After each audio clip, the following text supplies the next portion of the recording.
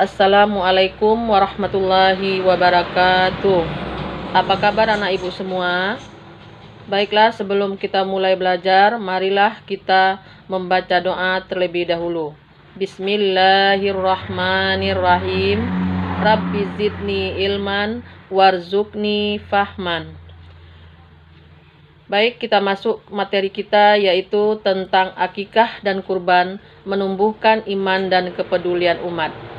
Akikah dan kurban adalah dua ibadah yang sangat bermakna mendalam bagi umat Islam. Keduanya tidak hanya memperkuat iman, namun juga menumbuhkan kepedulian terhadap sesama.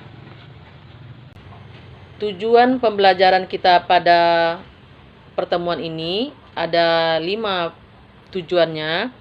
Yang pertama, mengetahui pengertian kurban dan akikah beserta dalilnya. Yang kedua, mampu menyebutkan syarat-syarat hewan yang dapat digunakan untuk kurban dan akikah. Yang ketiga, mampu menjelaskan waktu pelaksanaan kurban dan akikah. Dan yang keempat, mampu menjelaskan ketentuan hewan yang digunakan untuk kurban dan akikah. Dan tujuan yang kelima, yaitu mengetahui cara pembagian hewan kurban. Kita masuk kepada pengertian akikah dan kurban. Akikah adalah penyembelihan hewan sebagai ungkapan syukur atas kelahiran anak yang menyayanginya.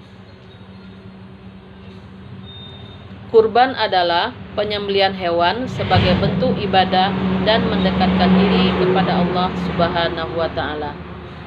Baik, kita masuk kepada tujuan dan manfaat akikah dan kurban.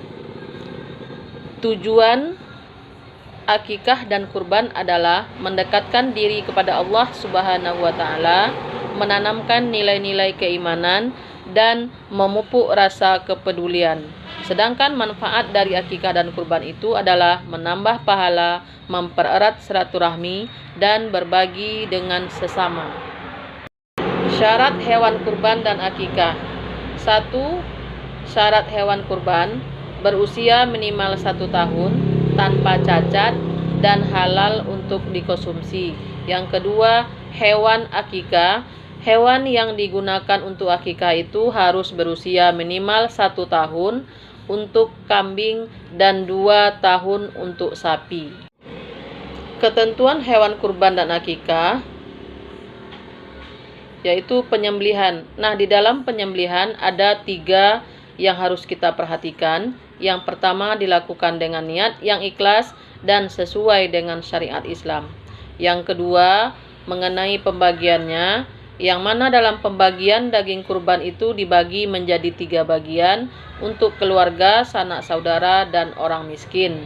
Kemudian yang ketiga, bagi orang yang mengkonsumsinya, daging kurban harus dikonsumsi dengan baik dan tidak boleh disimpan terlalu lama.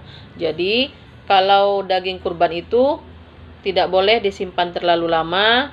Kalau kita dapatkan, langsung kita masak dan tidak boleh disimpan terlalu lama. Pembagian hewan kurban. Pembagian hewan kurban itu terdiri dari 3 bagian. Yang pertama, untuk keluarga itu diberikan 1/3 bagian dari daging kurban. Yang kedua, untuk sanak saudara juga 1/3 bagian.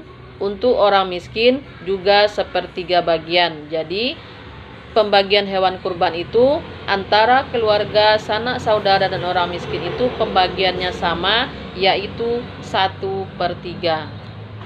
Terima kasih atas perhatiannya. Semoga apa yang Ibu sampaikan tadi mudah dipahami dan dimengerti.